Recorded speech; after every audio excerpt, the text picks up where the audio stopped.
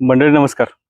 यशवंत गव्हाणे ॲग्रीटेकमध्ये तुम्हाला सगळ्यांचं स्वागत आहे. शेतकरी मित्र, महाराष्ट्रामध्ये बहुतांश आंबा बागांमध्ये पालवी आलेली आहे. याचं कारण जमिनीमध्ये ओलावा भरपूर आहे. लांबलेल्या पावसामुळं जमिनीमध्ये ओलावा भरपूर आहे आणि थंडीचा अभाव म्हणजे उष्ण वातावरण आहे. त्यामुळं आंब्याच्या बागेतील झाडांचा कल हा मोहराऐवजी पालवीकडे आहे आणि जास्त बागामध्ये आपल्याला पालवी दिसून येते. पण हरकत नाही, येत्या काही दिवसामध्ये आता पावसाचं प्रमाण, आता सध्या वेळेत पावसाचं प्रमाण कमी झाले आणि थंडी थोडीशी वाढायला सुरुवात झाली आहे. त्यामुळे हे आशादायक चित्र आहे. पण जी आता आलेली पालवी आहे, नाराज न होता आपल्याला ती पालवी मोहराकडे कशी नेता येईल या दृष्टीने आपण ह्या व्हिडिओमध्ये आज माहिती समजून घेऊ.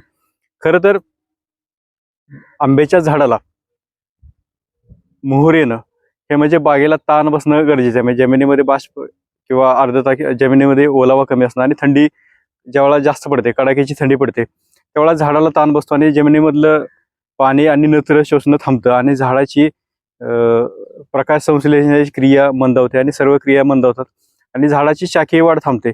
आणि शाखीय वाढ थांबल्यानंतर कार्बन आणि नत्र गुणोत्तर, ज्याला आपण CN रेशो म्हणतो, हा वाढतो आणि तो वाढल्यानंतर मग मोहर येण्याची प्रक्रिया सुरू होते. तर सध्या ती थांबलेली आहे.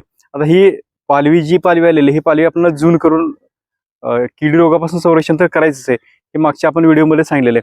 पण हे पालवी जून करून मोहर कसं आणायचं हे सगळ्यात महत्त्वाचं आहे. आता ह्याच्यामध्ये आपल्याला करायला काय लागेल, साधारणपणे ही फवारणी 10-10 दिवसाच्या अंतराने तुम्हाला करायला लागेल. आता फवारणीमध्ये काय वापरायला लागेल तुम्हाला, 05234, की जिथं नत्र नाही, फक्त स्फुरद आणि पालाश आहे.